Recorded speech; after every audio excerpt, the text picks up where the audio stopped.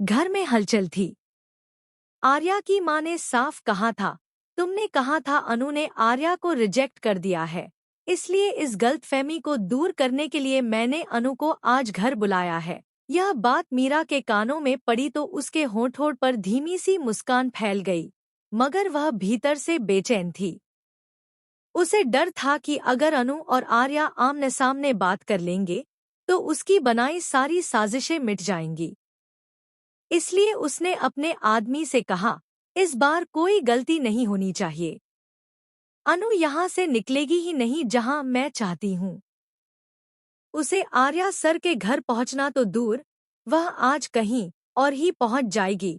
गुंडा बोला, आप चिंता मत कीजिए मैडम, प्लान बहुत सॉलिड है, काम आज ही हो जाएगा। उधर अनु बड़ी उम्मीद के साथ तैयार हो रही थी। उसे लगा आज शायद वह आर्या की माँ से खुलकर बातें कर पाएगी, शायद आर्या के साथ चल रही गलतफहमियां भी दूर हो जाए।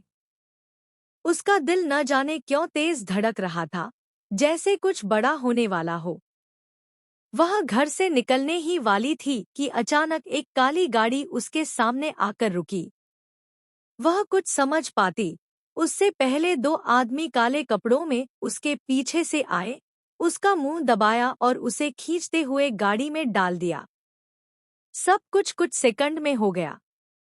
गाड़ी तेजी से आगे बढ़ गई और सड़क पर सन्नाटा छा गया। अनु ने खुद को एक अंधेरे, बदबूदार गोदाम में पाया। उसके हाथ रस्सियों से बंधे थे और दरवाजे के बाहर मीरा का भेजा हुआ गुंडा पहरा दे रहा था। अनु घबराई हुई थी, पर टूटने वाली नहीं।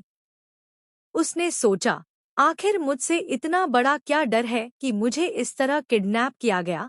उसके मन में एक ही नाम आया, मीरा। उसे अब यकीन हो चुका था कि इसी लड़की ने उसके और आर्या के बीच हर गलतफहमी पैदा की है। गोदाम की मध्यम रोशनी में अनु ने चारों तरफ नजर दौड़ाई।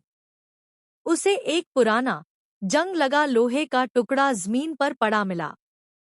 उसने धीरे धीरे अपनी कुहनी से उसे खींचा और रस्सियों को घिसना शुरू किया। हर सेकंड उसे दर्द हो रहा था, मगर उसकी हिम्मत उससे कहीं ज्यादा मजबूत थी। वह जानती थी, अगर वह देर करेगी तो शायद हमेशा के लिए आर्या की जिंदगी से मिटा दी जाएगी। काफी कोशिशों और दर्द के बाद रस्सियां आखिरकार टूट गईं। उसने धीरे से दरवाजा खोला, गुंडा फोन में व्यस्त था। अनु ने मौका देखकर उसे धक्का दिया, वह नीचे गिरा और अनु भागती हुई गोदाम से बाहर